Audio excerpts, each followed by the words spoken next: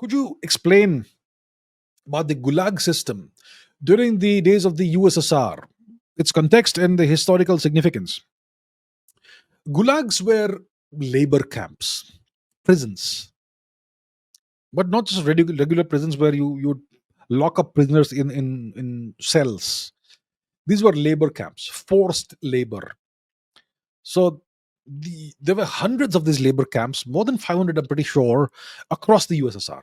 All the way from the European part of the USSR, all the way to the far east of the USSR, all the way to Sakhalin, uh, so the Kamchatka Peninsula at least. Okay, map, map, so that we understand what we're talking about. Otherwise, some people may, I'm sure, not get the reference, the context, and that's not your fault. It's your geography teacher's fault. I don't blame you for that. So let's take a look at the map. So the USSR, well, Belarus and Ukraine were part of the USSR in those days. Also, the Baltic nations, Latvia, Lithuania, and Estonia. So all the way from here, all the way across Eurasian USSR, all the way up to Kamchatka. This is the uh, Kamchatka Peninsula. Okay, so these gulags were a network, you could say, or an archipelago of more than 500 forced labor camps. Prisoners would be sent there for years, maybe for decades, and they would be made to do forced labor. Some of these prisoners would be just criminals, and some of them would be political prisoners who were thrown into jail because they were inconvenient to the Soviet, to the Communist Party of the USSR. So many dissidents, many people who wanted more rights, more freedoms, people who wanted democracy, people who opposed Stalin, whatever, they were all thrown into gulags. Many famous people went into gulags, and many of them never came out. So these were labor camps, forced labor camps, and tremendously horrific conditions, usually very cold weather, freezing conditions. Many people would be freed from gulags when they were on the verge of dying. They would be released, and that sort of thing. And one of the most famous inmates of the gulags was Alexander Solzhenitsyn, Nobel laureate, Nobel Peace Prize, historian and writer of literature. His expose of the system was called the Gulag Archipelago. It's a pretty voluminous set of at least two or three books. If I remember reading some of it, some part of it, back in the day.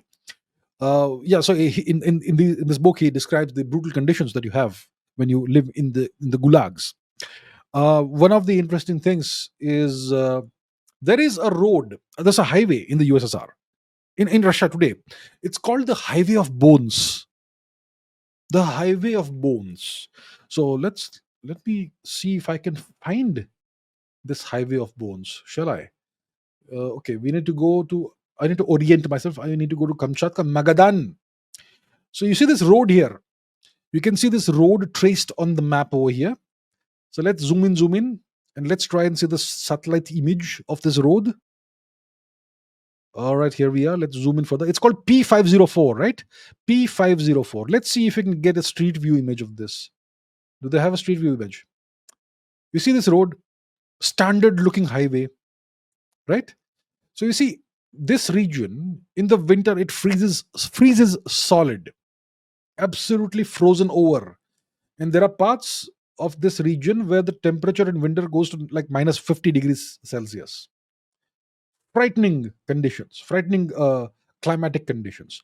So this highway 504, it was constructed by slave labor, by labor taken from the gulags. And conditions were so bad that we don't even know how many people died there. And because the ground was frozen, it was permafrost. So there was no way to bury the people. So what they would do is they would just put the people under the road. So this entire road, it is alleged, is paved by the bones of prisoners who died constructing the road. And if you don't believe what I am saying, if it sounds too fantastic and ridiculous, let's Google it. Highway of Bones, Russia, shall we? Let's Google it. Highway of Bones. Of Bones, Russia. Highway of Bones, Russia. R40504. Isn't that the one we just saw? 504, was it?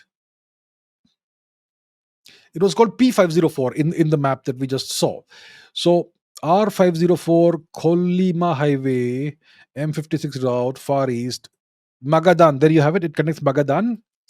It's been colloquially called the Road of Bones. And inmates of the Savotslag labor camp and started the first stretch. And construction continued with the use of Gulag labor until 1953. So there you have it. It really is called the Highway of Bones or Road of Bones.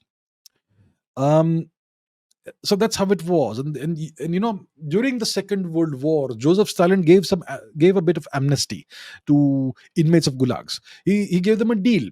Here's the deal: you're fighting the war, and I'll give you either amnesty, I'll free you from jail, or maybe I'll give you reduced terms. So once you're done fighting, if you survive, then instead of 50 years, you can do just like 3 years, that sort of thing.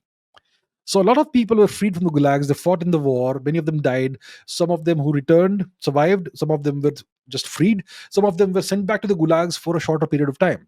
And that gave rise to the Suka Wars. Suka Wars. So let's Google that. What on earth? Okay. The things I show you. Suka Wars. It's called the Bitch Wars for whatever reason. These were armed confrontations in the Soviet Gulag labor system between 1945 53.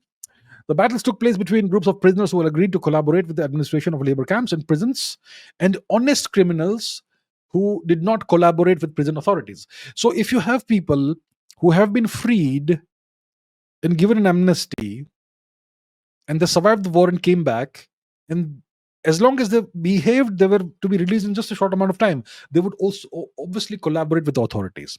And that was jarring for the people, for the inmates who had not taken the amnesty and who refused to collaborate with the authorities. So this gave rise to these clashes in the Gulag system between the ones who had the thief's honor code and the ones who were called the Sukas, the Suki, plural in Russian, and eventually the Suki won. So yeah, that's what it was. The Gulag system was this brutal slave labor system. Many political prisoners were eaten alive by that, and lots of criminals also were part of that. And eventually, I think, if I'm not mistaken, by the after Stalin died, the system was gradually dismantled and ended. So that was the Gulag system. The deal was that if you went against the interests of the state, of the nation, or the China or the Soviet Communist Party, you'd be thrown into gulags. No questions asked. That's how it went.